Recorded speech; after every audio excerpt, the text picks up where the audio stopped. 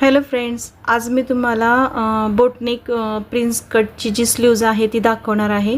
फुल sleeves आहे ही 3/4 ची आणि ते याला मला थोडा पफ द्यायचा आहे। तर बघा मी अगदी पेपर कटिंग वगैरे काही ठेवत नाही, डायरेक्ट मी कपड्यावर माप घेणार आहे। तर याची जी घडी आहे ती 9 इंचाची आहे आणि बाही तयार ही आपल्याला 10 इंच हवी आहे। तर इथे मी 10.5 इंचाचं उंची घेतलेली आहे। तर आणि 10.5 इंचाची उंची घेऊन मला इथे वरती छोटा पफ घ्यायचा आहे। तर पहिल्यांदा 10.5 इंच आपण मेजरमेंट टाकून घेतलेला आहे आणि दुसरीकडे पण आपण 10.5 इंच टाकून घेतलेला आहे। तिथे आपल्याला 3 इंचावरती खूण करायची आहे आणि इथे आपण आडवे जे घेणार आहोत ते 2 इंचावरती घेणार आहोत नंतर।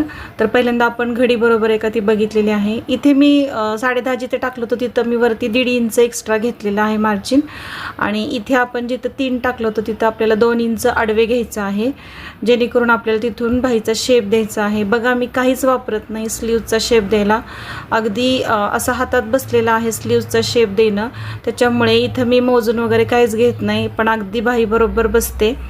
तर याचा दंडगेर जो आहे तो 5.5 इंचाचा आहे, त्यात मी एक्स्ट्राचं 1.5 इंच घेतलेला आहे आणि इथे आपण हे जोडून घेतलेलं आहे। बघा पूर्ण स्लीव्हचं आपलं मार्किंग झालेलं आहे। वरती आपल्याला जिथं 1.5 इंच आपण घेतलेलं होतं तिथे आपल्याला 3 इंच किंवा 3.5 असं तुम्हाला जसं जेवढं तुम्हाला प्लीट्स पाहिजे असेल तेवढं तुम्ही घ्या। इथे मी 3 घेतलेला आहे आणि इथून असा पूर्ण शेप देऊन घ्यायचा आहे। अगदी सोपी पद्धत आहे आणि अशा पद्धतीने जर तुम्ही म्हणजे छोट्या स्लीव्हची छोट्या पफची जर स्लीव्ज हवी असेल ना तर असं तुम्हाला कटिंग करायचं आहे। खूप सोपं आहे, तुम्ही हे करून बघा आणि मग तुम्हाला लक्षात येईल की किती सोपं आहे। अगदी काहीच मेजरमेंट म्हणजे असं स्लीव्जला आकार द्यायला सुद्धा काहीच नाही लागत, एकदम सोपं आहे। पाकळीचा आकार आपल्याला द्यायचा आहे, नंतर आपण प्रॅक्टिस करून करून पूर्ण तो आपल्या हातात बसतो। तर हे बघा, हे कटिंग पूर्ण माझं मार्किंग झालेलं आहे आणि मी स्लीव्ज पूर्ण कट केलेले आहे। जिथं सेंटर आहे तिथं मी पॉईंट करत असते नेहमी।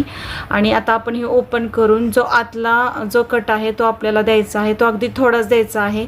मी फक्त तुम्हाला स्लीव्हचं मार्किंग दाखवलं होतं की कसं द्यायचं, बाकी आपली बाही पूर्ण कटिंग झालेली आहे। तर तुम्हाला समजले असेल तर नक्की मला कमेंटमध्ये सांगा की ही स्लीव्ज कशी वाटली आणि सोपी असेल ना तर लाईक करा आणि शेअर करा आणि सबस्क्राईब करा। थँक्यू।